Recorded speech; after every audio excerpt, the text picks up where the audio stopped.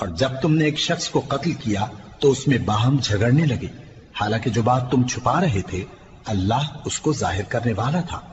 چنانچہ ہم نے کہا کہ اس بیل کا کوئی سا ٹکڑا مقتول کو مارو، اس طرح اللہ مردوں کو زندہ کرتا ہے اور تم کو اپنی قدرت کی نشانیاں دکھاتا ہے تاکہ تم سمجھو۔ پھر اس کے بعد تمہارے دل سخت ہو گئے گویا وہ پتھر ہیں یا ان سے بھی زیادہ سخت،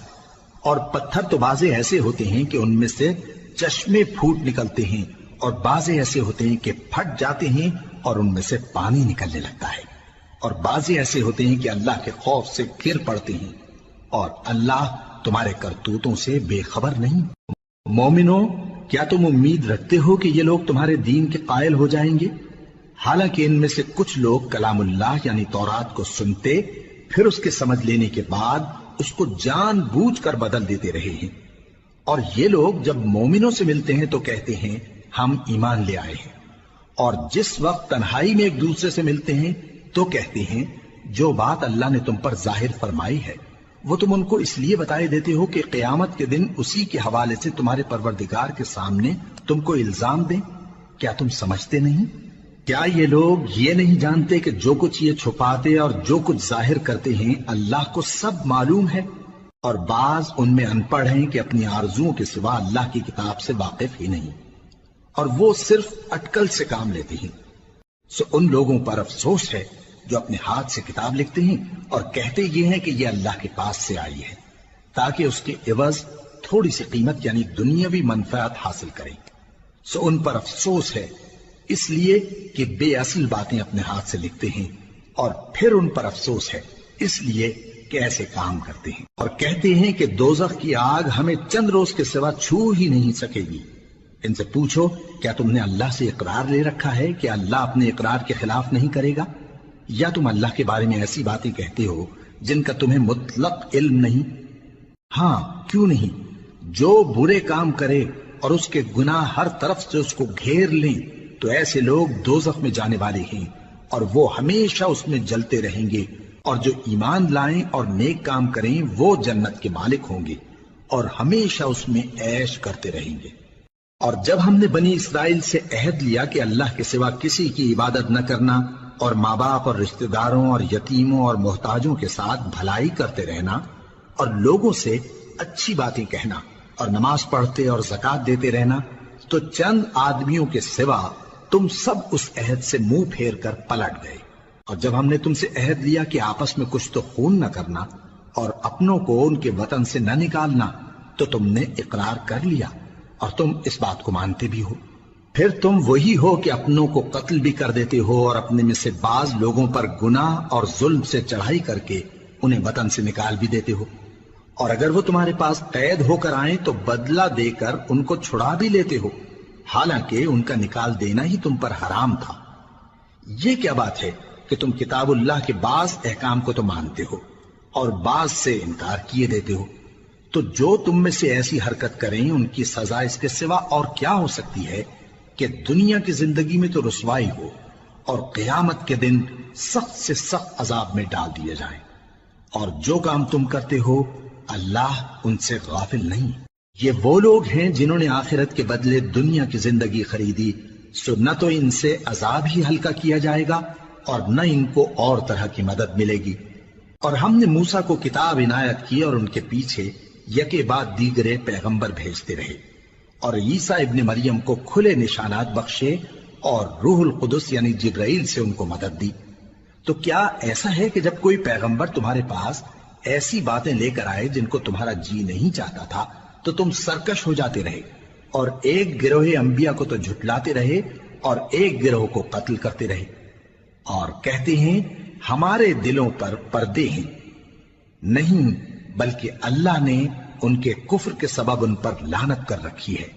پس یہ تھوڑے ہی پر ایمان لاتے ہیں۔ اور جب اللہ کے ہاں سے ان کے پاس کتاب آئی جو ان کی آسمانی کتاب کی بھی تصدیق کرتی ہے، اور وہ پہلے ہمیشہ کافروں پر فتح مانگا کرتے تھے، پھر جس چیز کو وہ خوب پہچانتے تھے جب ان کے پاس آ پہنچی تو اس سے منکر ہو گئے،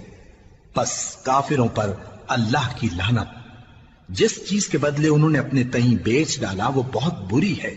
یعنی اس جلن سے کہ اللہ اپنے بندوں میں سے جس پر چاہتا ہے اپنی مہربانی سے نازل فرماتا ہے۔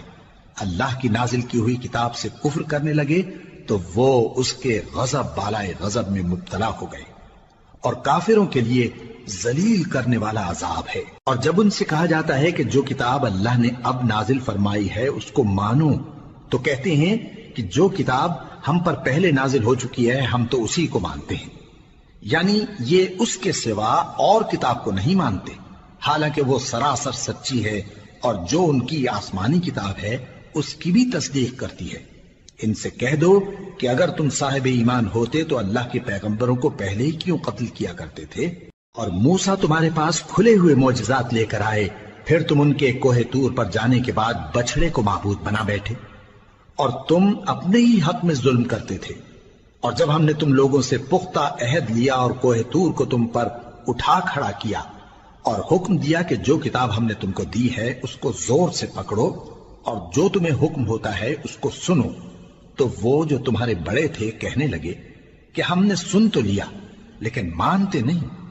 اور ان کے کفر کے سبب بچڑا گویا ان کے دلوں میں رچ گیا تھا۔ اے پیغمبر ان سے کہہ دو کہ اگر تم مومن ہو تو تمہارا ایمان تم کو بری بات بتاتا ہے۔ کہہ دو کہ اگر آخرت کا گھر اور لوگوں یعنی مسلمانوں کے لیے نہیں اور اللہ کے نزدیک تمہارے ہی لیے مخصوص ہے تو اگر سچے ہو تو موت کی آرزو تو کرو، اور ان اعمال کی وجہ سے جو ان کے ہاتھ آگے بھیج چکے ہیں یہ کبھی اس کی آرزو نہیں کریں گے، اور اللہ ظالموں سے خوب واقف ہے۔ اور ان کو تم اور لوگوں سے زیادہ زندگی کے حریص دیکھو گے، یہاں تک کہ مشرکوں سے بھی بڑھ کر۔ ان میں سے ہر ایک یہی خواہش کرتا ہے کہ کاش وہ 1000 برس جیتا رہے، مگر اتنی لمبی عمر اس کو مل بھی جائے تو اسے عذاب سے تو نہیں چھڑا سکتی، اور جو کام یہ کرتے ہیں اللہ ان کو دیکھ رہا ہے۔ کہہ دو کہ جو شخص جبرائیل کا دشمن ہو اس کو غصے میں مر جانا چاہیے، کیونکہ اس نے تو یہ کتاب اللہ کے حکم سے تمہارے دل پر نازل کی ہے جو پہلی کتابوں کی تصدیق کرتی ہے، اور ایمان والوں کے لیے ہدایت اور بشارت ہے۔ جو شخص اللہ کا اور اس کے فرشتوں کا اور اس کے پیغمبروں کا اور جبرائیل اور میکائیل کا دشمن ہو تو ایسے کافروں کا اللہ دشمن ہے۔ اور ہم نے تمہارے پاس سلجھی ہوئی آیتیں ارسال فرمائی ہیں، اور ان سے انکار وہی کرتے ہیں جو بد کردار ہیں۔ ان لوگوں نے جب جب اللہ سے کوئی عہد کیا تو ان میں سے ایک فریق نے اس کو کسی چیز کی طرح پھینک دیا۔ حقیقت یہ ہے کہ ان میں اکثر بے ایمان ہیں۔ اور جب ان کے پاس اللہ کی طرف سے پیغمبر آخر الزماں صلی اللہ علیہ وآلہ وسلم آئے اور وہ ان کی آسمانی کتاب کی تصدیق بھی کرتے ہیں،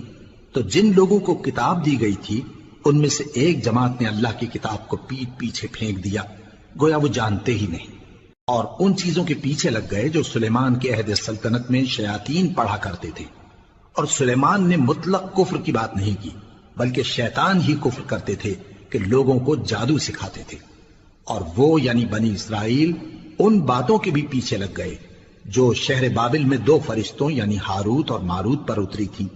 اور وہ دونوں کسی کو کچھ نہیں سکھاتے تھے جب تک یہ نہ کہہ دیتے کہ ہم تو ذریعہ آزمائش ہیں، تم کفر میں نہ پڑو۔ غرض لوگ ان سے وہ چیز سیکھتے جس سے میاں بیوی میں جدائی ڈال دیں، اور اللہ کے حکم کے سوا وہ اس چیز سے کسی کا کچھ بھی نہیں بگاڑ سکتے تھے، اور کچھ ایسے منتر سیکھتے جو ان کو نقصان ہی پہنچاتے اور فائدہ کچھ نہ دیتے۔ اور وہ جانتے تھے کہ جو شخص ایسی چیزوں یعنی سحر اور منتر وغیرہ کا خریدار ہوگا اس کا آخرت میں کچھ حصہ نہیں، اور جس چیز کے عوض انہوں نے اپنی جانوں کو بیچ ڈالا وہ بری تھی، کیا اچھا ہوتا جو وہ اس بات کو جانتے۔ اور اگر وہ ایمان لاتے اور پرہیزگاری کرتے تو اللہ کے ہاں سے بہت اچھا صلہ ملتا، کیا اچھا ہوتا جو وہ اس سے واقف ہوتے۔ اے اہل ایمان، گفتگو کے وقت پیغمبر صلی اللہ علیہ وآلہ وسلم سے رائنا نہ کہا کرو، انظرنا کہا کرو، اور خوب سن رکھو، اور کافروں کے لیے دکھ دینے والا عذاب ہے۔ جو لوگ کافر ہیں، اہل کتاب یا مشرک، وہ اس بات کو پسند نہیں کرتے کہ تم لوگوں پر تمہارے پروردگار کی طرف سے خیر و برکت نازل ہو، اور اللہ تو جس کو چاہتا ہے اپنی رحمت کے ساتھ خاص کر لیتا ہے، اور اللہ بڑے فضل کا مالک ہے۔ ہم جس آیت کو منسوخ کر دیتے یا اسے فراموش کرا دیتے ہیں تو اس سے بہتر یا ویسی ہی اور آیت بھیج دیتی ہیں۔ کیا تم نہیں جانتے کہ اللہ ہر بات پر قادر ہے؟ کیا تمہیں معلوم نہیں کہ آسمانوں اور زمین کی سلطنت اللہ ہی کی ہے اور اللہ کے سوا تمہارا کوئی دوست اور مددگار نہیں؟